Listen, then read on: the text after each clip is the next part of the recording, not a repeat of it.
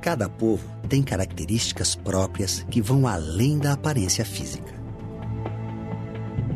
Os países da Europa são os que apresentam maior porcentagem de idosos. 2 em cada 10 europeus têm mais de 60 anos. Na América Latina, essa proporção cai pela metade.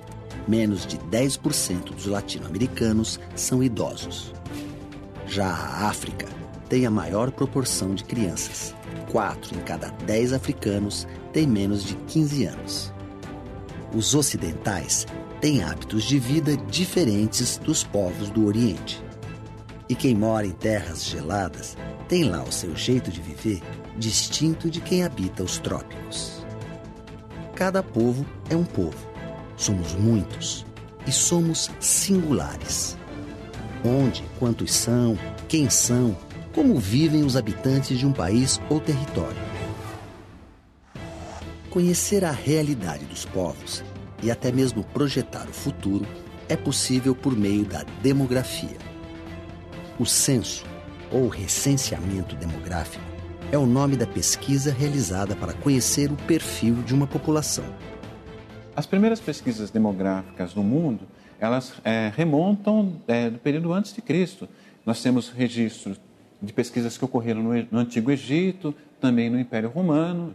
E essas pesquisas elas tinham uma função básica desses governos de tentar levantar o tamanho da população com o intuito de arrecadar impostos e também com a preocupação de formar os grandes exércitos.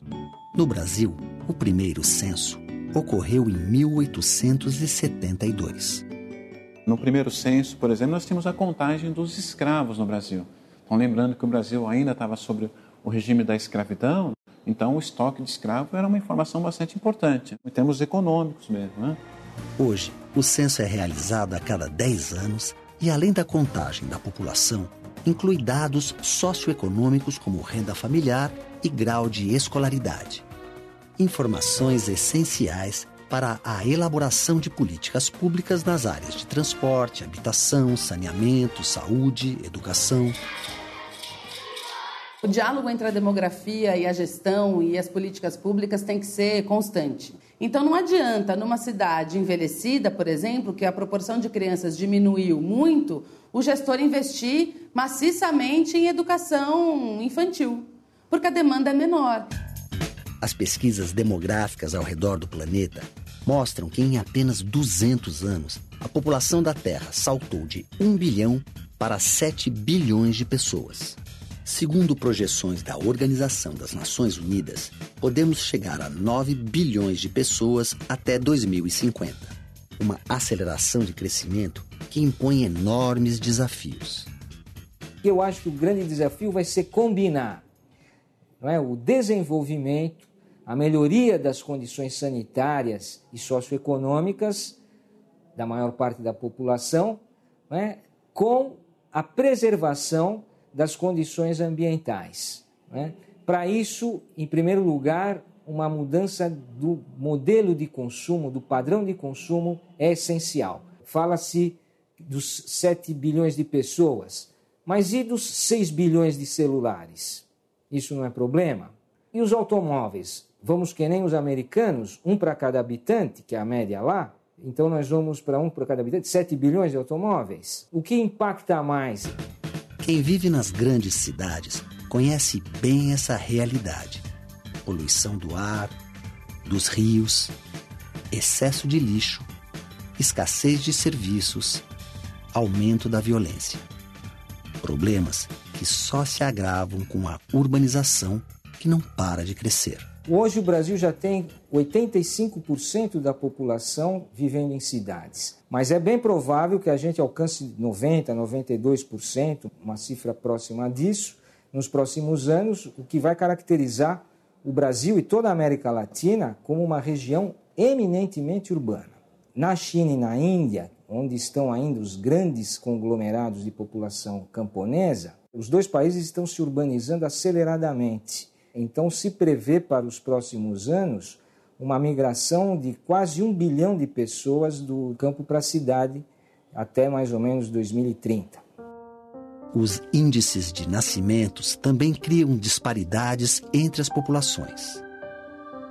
Nos países menos desenvolvidos, como os da África e da maioria da Ásia, onde o número de jovens e crianças é muito grande, falta emprego e acesso à educação de qualidade.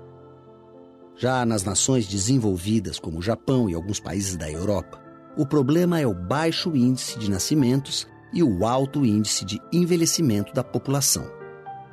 Com um grande número de aposentados, esses países enfrentam falta de mão de obra e sobrecarga nos sistemas previdenciários. Alguns países estão tão envelhecidos que já apresentam uma mortalidade superior à natalidade, é o caso da Alemanha e do Japão.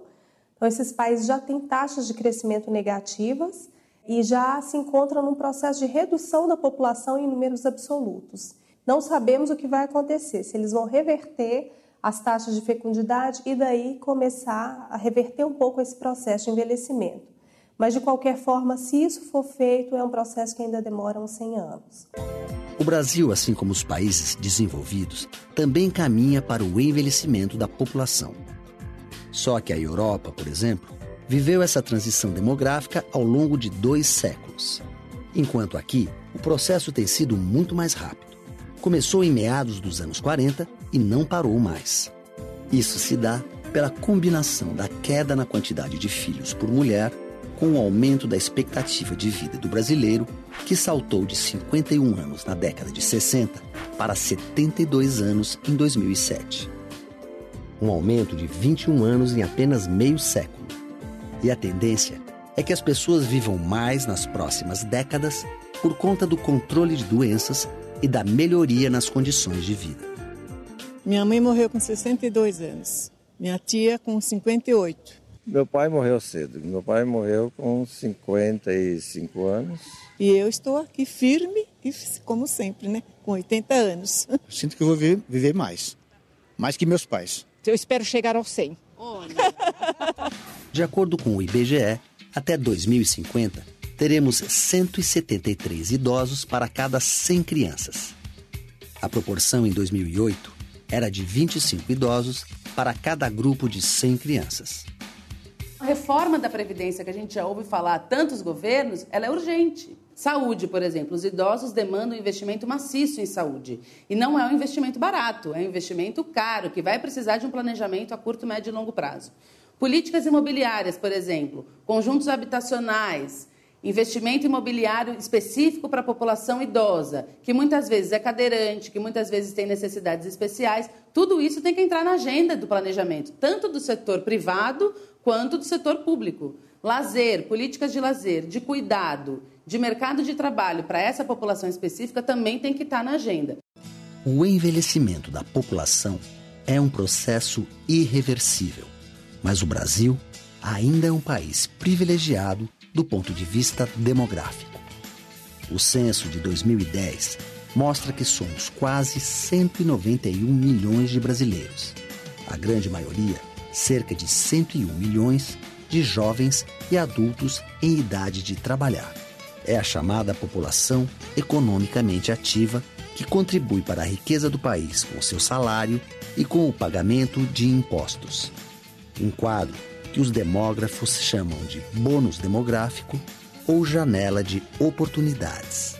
A janela de oportunidades é justamente uma relação favorável de dependência. Quem paga a conta, a população economicamente ativa, ainda é muito grande no Brasil. Então, quem é gestor de políticas públicas ou quem é alvo de políticas públicas tem que estar atento a essas transformações, justamente porque é um momento muito específico e rápido de planejamento. Como pudemos ver, a demografia oferece um raio-x da sociedade, em nível mundial e também local. E conhecer a nossa realidade pode ser uma maneira de impulsionar transformações futuras, a começar pela educação. As políticas educacionais podem se valer e muito dos estudos demográficos, porque eles indicam ao gestor público como ele deve atuar para fazer aquela política chegar aonde ela tem que chegar de fato. Nós temos que tornar esse estudo uma ferramenta política, uma ferramenta de pensar o país, de pensar o Brasil, de pensar o mundo.